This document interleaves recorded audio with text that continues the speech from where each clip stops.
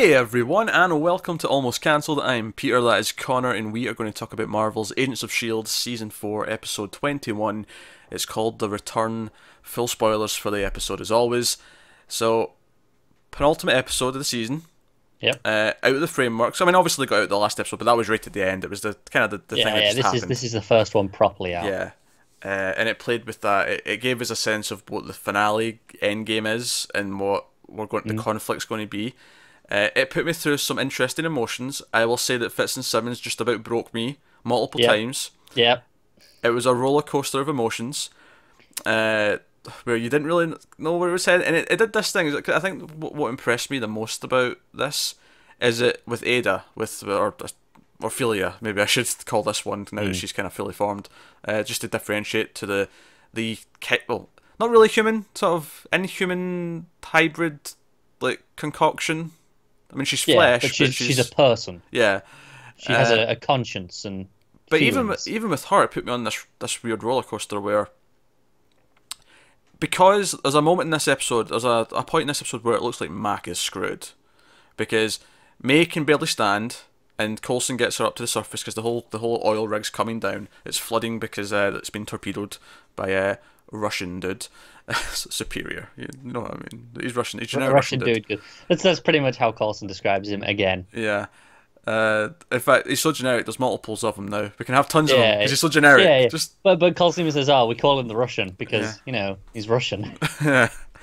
And Max looks screwed, and I was like, "Oh man, are they actually going to this?" Because I almost think they could have gotten away with this in a weird way because he's having his happy ending in the framework with his daughter. It's like this weird kind of peace for him.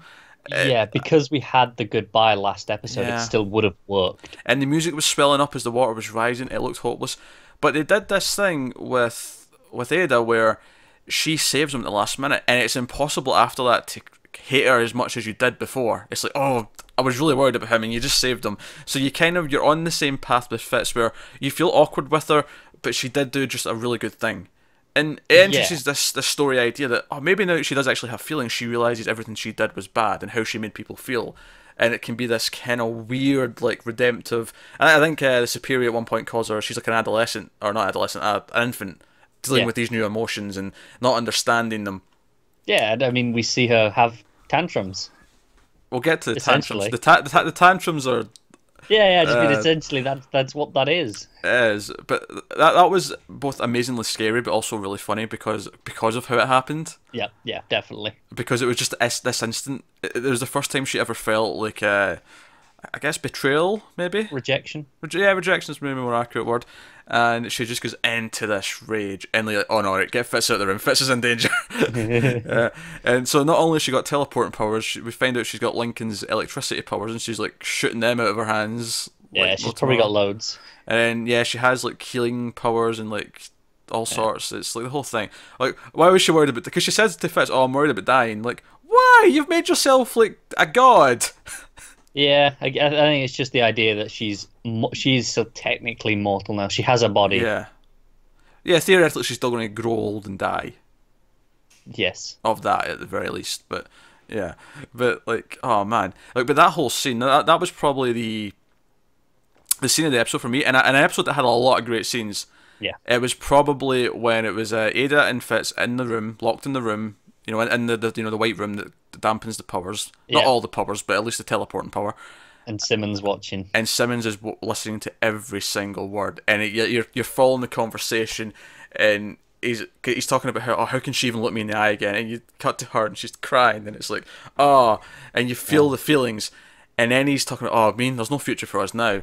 And you're like, oh God, where's he going with this? Don't do this to me. Don't end Fitz and Simmons. Because they set up how... Even May and Coulson, they're kind of confused because everything they experienced was so real. It feels like that is them to some degree. Yeah, I imagine in time they might sort it out a little bit better, and it'll become clearer. Like in the second life will become more of a compartmentalized second life kind of thing. As real as it felt, maybe. But those experiences are always going to play into who they are now. Oh, sure. But I'm wondering just if as time goes on they feel less real because. They were kind of like kind of like how in the Flash, like when he goes into a different timeline, like eventually the memories of that time, the other timeline will start to it'll start to fade, kind of thing. Yeah, it's kind of like the Simmons says, "Oh, like a dream," and I suppose in a sense where when you wake up after a particularly vivid dream and you're like, Mm. it still feels real, even though you're in And the real you've world, still you're got your awake. erection, yes. Aye, sure. But over time, it fades, and you go, okay, no, this is normal. I'm awake. Yeah, Maybe this happened just on a bigger scale. yeah. I can see that, and everything because even when like they teleport in with Mac and like Ada gets shot, and then immediately Fitz gets shot, and you see it's Simmons. Oh, why she shot Fitz? And you're like, oh god, this is.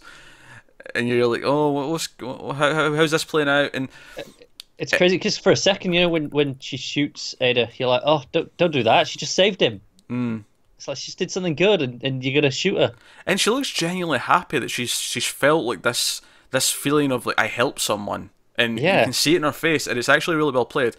And then back into that scene though, when Simmons is listening in, and then there's that moment where he says, "Oh, there's only room in my head for her, like in my heart for her," like, Yeah. and you see Simmons smile, and it's like, oh, it's just this relief. You feel this, like, yes, thank It God, he works said so the right well one. because Ophelia, she's the one saying the sentence, and he Yeah, finishes it with just her, yeah, and that's it. That's all he says. not you, Yeah. her.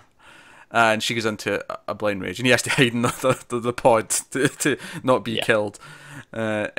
And this is where it gets proper evil again. It's almost reminiscent to the first episode of LMD, where she was like a Terminator walking through the base, whereas now she's like something else entirely. She's got Yeah. teleporting. She's like teleporting in and like killing someone and teleporting away. She's unkillable. She's got Oh, that electricity sequence powers. where she teleports in with the gun, Yeah, shoots the guy, then teleports off to someone else is fantastic. yeah, terrifying stuff. The entire scene's great, and it sets her up as this real, like, big, earth-shattering villain. Like, honestly, the Avengers could probably be called in to deal with her at this point. She is this Yeah. dangerous. Yeah, probably. Although not the Avengers, there's someone coming to help, but we'll get to that at the end of the episode.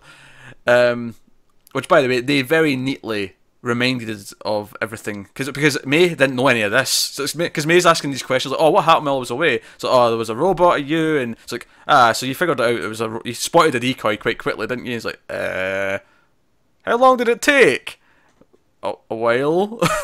It just makes you realize that we haven't seen real May since before Christmas. She's missed all this. She's like, "Oh, how did the whole Ghost Rider thing end?" And he's like, "Oh, well, he went into this portal. He dragged his uncle into the portal, and that was the thing. And then there was robots of everyone, and obviously this kind of plays for comedy because he's acting kind of weird because of what's happened. And she at one point, it feels like she's hitting that point. She's like, "Wait, did something weird happen? Did I make a move? Uh, did I try and kill you? Kill? Yeah, yes, you tried to kill Yeah, me." let's go with that. Yeah. I cannot wait for May to understand, like, realize what Yeah. what went Yeah. on. Because obviously he fesses up that they drank the bottle of wine or whatever it Egg. was. Whiskey. Was it whiskey? Yeah. It actually bothers me a little bit because it sounds like they've had this bottle for years, but Haig is it's a relatively new whiskey. It's only a few years old, the brand. Just saying. I really don't care. I really don't care. Oh dear. Poor Davis is lately a goner, and that's a shame. Yo-Yo's not very happy about Mac being left in, and she's like trying to fight to get back in, to the point where Sky has to yell that he didn't want to leave Hope, and very conflicting that she actually sneaks into the area with the computers and stuff, and she puts herself in, and we see her wake up at the end actually, and she's like strapped to like a lab table. So Yeah, I assume she's in the Hydra Inhuman Yeah. stuff that they've got all captured and they're experimenting on and getting their powers that we hear so much about. She's probably in there. Yeah. I wonder if we're going to have time in the next episode, but I feel like that feels like it's going to be like a subplot next episode with her trying to get to Mac. It feels like it has to be, otherwise they wouldn't have introduced it at the end of this one. Yeah, because if it's going to be left for next season, it feels like, oh, that's going to linger into like next season, because it'll feel like the framework's otherwise done, but Mac's still in there. Yeah, I can maybe see the ultimate thing being she stays in there with him and they stay and be a family in there. Maybe. Like, because he won't. leave his daughter, and she won't make him leave his daughter, so she stays there. Or they use Ada's fancy device to build a girl. All that. They But I could do mean, that. that said, that did get flooded and destroyed on the oil rig. Okay, true, but now that the technology's been established, maybe Fitz and Yeah. Simmons can rig it up so Matt can have his daughter. But back to Fitz and Simmons, because actually, as much as I said that like her overhearing that and then getting worried for Fitz was the scene of the episode, because it was this roller coaster of, oh, where's this conversation going? Because at one point I'm legitimately worried that he's going to turn around to Aida and say, I actually do have feelings for you. Oh, I did as well, because this thing, they set it up so well that those feelings were real. Like, they experienced those. They still have those memories and feelings to some degree. Actually, another great part of that scene is when he realised that he was basically Ward. Yeah, that was fantastic. By having this father figure who like put him in this direction. It was basically what happened to Ward, and then seeing in the framework that Ward, without that, actually became a good person. Yeah, and I guess it makes him hate Ward less. Yeah, because he he'll understands go, him. yeah, it wasn't entirely his fault. It was circumstance. Yeah, which is great because it's complex. It makes the characters really doubt themselves and think about things, and it makes us think about things. It's complexity in the How characters good. crazy is it that we're on the 4th season, they're still adding layers to Ward? I know, it's amazing, but honestly, this might even be the best layers they've added to Ward this It season. might be, yeah.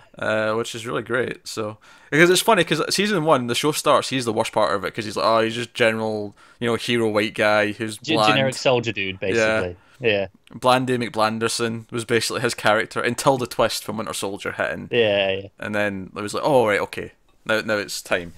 And obviously since then it's just gotten better. But no, my actual favourite moment, my favourite single moment though, might be when Fitz is sitting in the pod after they've like escaped and they're like flying on the run from Aida. Because if Aida knows where they are, she can teleport and deal with them. So they have to stay off grid, whatever. So he's just sitting in there, and Gemma, I mixed up her two names there. Gemma walks past the door and she just looks, and there's no dialogue in this scene whatsoever. And honestly, the look in Fitz's face when he can't look at her might be the single best bit of acting that this show has had. That's incredible. It's so effective as well, because before we see it fits in there, you see everyone else walk past the door and glance in, and then when Gemma walks past, and it's just because he's looking away from her, so he's looking kind of towards us to the camera, and he's got the tear down his face, and he just looks like he can't bear to look at her. Like he's just ashamed of himself. There's nothing that he can do. And she just comes in and holds him, and it's just this embrace, and there's no dialogue, and it says everything it needs to say. Yeah, and I think what's so effective is Ophelia in the framework was essentially his Simmons, because she talks about how she introduced herself on the first day of the academy, Which is when they met. Yeah, so she literally replaced her. So the exact same sort of trajectory and experiences they've had, that relationship developed at the same pace. It's kind of incredible. Yeah, and he has all those memories, which makes it really murky. But Yeah. their stuff's been great, and I'm a little bit worried. I'm glad I didn't go too happy with them, because see if it was happy at the end for them too, whereas like, oh, everything's fixed and we're happy again. You'd be waiting for death. It would mean one of them's definitely dying in the finale. Yeah. At least being in this murky place makes me hope that they're both going to make it out alive at the end of the finale. That is the one bit of hope I have. If they're too happy before the finale, doom is coming. That's the rules. Yes, but because they're still in a really sad place, good. It means that they can have the happy upswing right at the end. Yeah, it's like okay, there's a chance they could still get punished worse, because this is still ultimately. Because Simmons has got a target on her back now, because now the jealous rage is aimed at her. Yeah, because you have to imagine, as far as Ada's concerned, if she takes out Simmons, she has Fitz to herself. Yep. That is a concern. And, if Fitz is already feeling guilty about everything in the framework, if he's already feeling guilty about that, how is he going to feel when Simmons is murdered for him? I know. Oh, man. So please don't do that. I know. They can't take it. My emotions won't take it. Thank you. I mean, please. it was rough just this episode, even when they were sort of okay, but when it was like, okay, they might not be. They might go with it saying, that he doesn't know anymore. And it was so believable that they could have done that, and that's what made it really effective. Yeah, this show has developed so much, and it's so well written at this point that it can do this with the characters. Yeah. That it sets these things up. I'm actually worried. And Fitz and Simmons are legitimately the best couple on TV right now. I can't think of another network TV show where I cared about a couple like that. At least not a drama. Like I think sitcoms do it a lot. Sitcoms do the will they won't they for years, and then they eventually get together. It's a very common staple of a lot of these things. Your Jimmy and your Pam, your Sam and Diane, your Daphne and Niles. Like very much a staple. But this has played it out so well with these two that I am so invested in the relationship that when they finally got together after years, I cared. And everything since then has also been captivating. When remember the end of the LMD arc when like they think one's a robot and they're shooting each other and whatever. Like all of that was great, and this is still great. Yeah. It's like you say, it's so rare in a drama ongoing show where I'm like, okay, I want them to get together. I don't usually get into the whole shipping thing. I see, some characters have more chemistry with others, than other pairings, but it's rare that I actively root for one. Yeah. But I am terrified that they're going to ruin Fitzsimmons, so don't. Yes. But that is a testament to how much they've made me care about them and how they are. They're very much the heart of the show. Because even though they're a little bit capable, we've seen Simmons do a couple of like actiony things here or there. They're very much the non-fighters. They're the ones who. Yeah, they're the ones who are vulnerable. Yeah, they've always felt the most vulnerable. Because S.h.i.e.l.d. can this point can walk into a room like May and like take out like rooms of enemies in one shot with her powers mixed with gun combat and kung fu. It's kind of amazing what they've done with her as well. May's May. He's got his robot hand and his cool shield. I loved that moment, actually. Yeah, let's talk. I sort of glossed over the action stuff in the episode, so let's talk about that. So they're fighting Robot Superior, who we find out there's multiples of him. He's got his brains contained somewhere, and it's like a hive mind. He's controlling all the clones. Yeah. All the robot clones. And one's fighting Coulson and May, and he has Coulson pinned up, and Coulson's hands like against his chest. He's like, "Oh, you're nothing without your shield." And I'm like, "Does he have his shield in his hand?" And then literally, you just see that look of realization on his face. As soon as I thought that, he pops it open, and then it cuts into his face, and his face just slides off slowly. So good. And May's like, "Wait, robots? Is this a normal thing now?" Kinda, yeah, pretty much. And what I loved as well. So in that scene, she's like, "All right, I'm going to inject myself because she can barely stand, as she shouldn't be able to because she's been like strapped to a bed for months at this point." She injects herself like, "I'm going to fight a bunch of Terminators," right? And I'm like, okay, I like a Terminator reference. Obviously, they've done it before when they were doing the LMD stuff, and they also referenced chopping multiple times, which we've praised to the high heavens at this point. But what I liked is that gave you a Terminator reference, and then later on in the episode there was a more subtle one that felt more prominent because they'd referenced Terminator earlier. It was the end scene. It was Ghost Rider coming back. The way it started with the paper starting to move. It was like the time travel in the Terminator movies where that starts and it pans over. And it was like, you know what? This is kind of perfect that they brought him back for the finale because it kind of ties all the three arcs together. Where it now feels like, okay, it was three separate arcs, but they all built to this one conclusion. Yeah, because that first one was feeling a little bit more disconnected to the others because obviously LMD fed so directly into this because it was all dealing with Aida. Yeah, and it set up who she was and essentially. So that felt very relevant. Whereas and to be fair, she was using the Darkhold to do it all, so there was a plot reason. It just didn't feel as thematically linked. Yeah. Whereas now it's like no, the thing that will probably be able to fight her, the Ghost Rider, like we set him up as well. So now the very thing that can maybe fight him is back as well. Yeah. So that works out nice. I will say though, I thought his skull was probably the worst it's looked all season. Yeah, probably because they did so much other fire stuff with all the explosions in this episode. Which, to be fair, that was the thing though. A lot of the other effects, I thought, see the oil rig exploding. I thought that looked really good. No, I agree, but that's what I mean. They spent so much time on that, and that was the big moment. Whereas this was just this is the end tag, and we'll save our time for next week and really show it off then. Yeah, I thought it looked really. I thought the oil rig going down looked really good. I thought Aida's powers looked really good. Admittedly, they're maybe the easier things to do, like just generic electricity shooting from your hands is actually quite a simple effect. But I thought the jet blowing up, when they fly through it, that looked pretty good. Yeah, no, they had some really good effects in this, which is why when Ghost Rider popped through, and we were praising the effects for that so much at the start of the season, it was just kind of weird that it looked a little bit rougher.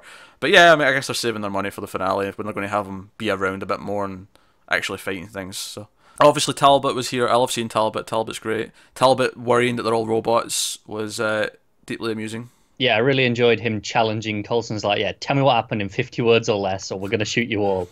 Yeah. And then it just cuts back a little bit later to the end of the story. That made it so much funnier. The fact that it just cut back to him going, and then the oil rig went down. yeah. They're just standing there. And I was a little bit like, see when like they have the standoff, I was kind of wanting Talbot to come with them. I wanted Talbot on the team for the finale. I thought that'd have been fun. But hey ho, I'm sure we'll still see him doing whatever he does elsewhere. Yeah, he'll pop up again. But no, no, it was a really fun episode. It was really emotional. The character stuff was all hitting. Obviously, it was very Fitz and Simmons centric, which is fine. The stuff with May and Coulson was great because it was funny, but it also like teased some character stuff. And Coulson probably does have feelings for her now because it's maybe opened up real things. And as we talked about a lot in LMD, the robot May having those feelings was based on maybe stuff that she actually did have. But May being May. You know, actually, would never admit it. Yeah. That was one of my favourite lines. Actually, is when he said, "Oh, I didn't know it straight away." He's like, "How did it take so long?" I'm kind of offended, Phil. It's like, well, to be fair, you are kind of robotic at times. I like how she doesn't argue it either. Yeah. She just kind of shrugs it off. She's like, yeah. Yeah. Also, them coming back to the base and seeing how wrecked it is after everything. Yeah, and another great funny moment where she's like, "Well, who did this?" And she's like, "You did, stopping him. Who's him? Coulson." Yeah, Robot Coulson and Robot May. There. It'll be interesting. I don't think we'll see the whole explanation, but it'll be interesting to see if they have any like reaction or thoughts like later, maybe next season when they're reflecting at some point, like you know May, like the May bot, like becoming a sort of sacrifice and like try to save everyone, like turning good. Mm. You know, if they have like a have May reflect on that and see like, oh, I guess I know I'm actually a good person at heart then. Yeah. That'd be nice. Yeah, because at one point she even questions it because I was Hydra over there, and he's like, no, don't blame me for that. Though. We're all reprogrammed or whatever. Really, really solid episode. S.h.i.e.L.D. Honestly, I think LMD and Agents of Hydra is my favourite chunk of the show. Oh yeah, absolutely for me. I mean, LMD was so much fun and it raised the stakes, and then Agents of Hydra, it just paid off 4 seasons worth of build. Yeah. No, absolutely. There was so many things that only worked because they'd done it in season 1, and it's just so good they managed to do that and tell its own story as well. We got to see Trip back. We got to see all these different things, these little cool Easter eggs. The only thing that was missing, Bobby and Hunter. Yeah. And I'm because obviously they had to do the spin-off. It didn't go through. I really hope they get them back for next season because I'm assuming. Now, it's not been renewed yet. We're hearing good buzz. The likelihood right now is that we're getting a season 5. I think it'll be the final one. I think when they announce it, they'll say, this is the last one. We're going to go out in an ending. Which is good, because it means they know they're getting an ending. They can wrap everything up. I hope they get Bobby and Mac back, because that is the one thing I miss. I've really loved the show. Seasons 2, 3, 4 have all been great to various degrees, but I think LMD and Agents of Hydra have been just... Yeah, it's crazy how much better the show has gotten over time as well. Like, because every so often it would do this thing where, because season 3 did this twice. The episode with Simmons and the planet was like, whoa, this just stepped up a notch. And then later on that season, the one where Sky kept seeing the future, and we had the Future Visions episode. I loved that episode, and again, it felt like, oh man, they've just advanced this another step up. But then this just did it with an entire arc. Yeah, it's been great stuff. So. Can't recommend Agents of S.h.i.e.L.D. enough, which is just shame because so many people just wrote it off after because the first half of season 1 a little bit rough, right? Oh no, I personally dropped it at the time, and then I heard good buzz and went back. But so many people just won't even consider going back. Oh no, yeah, I don't get it. And the funny thing is at this point I'm like, I like this show more than most of the movies now. I really do. Oh, I agree with that. There's only maybe a handful of the movies I'd say I'd enjoy more. Yeah. And even then, it's like a weird comparison at this point because I've been with these characters for so long. I'm so invested. Like, no scenes in the movies did to me what this, these Fitz Simmons scenes did in this episode. Absolutely not. None of them did. Because they can't, because it's a different medium, you can't do the same thing. But anyway, so there we go. That's this week's Agents of S.h.i.e.L.D. Finale next week. Looking forward to it.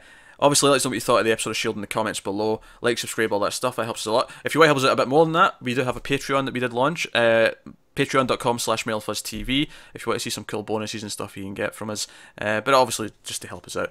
But watching all that stuff. Guys on Twitter, @mailed_fuzz for channel updates. Individual Twitters are on the screen, but that's us, guys. So thank you very much for watching. Have you got any vanilla?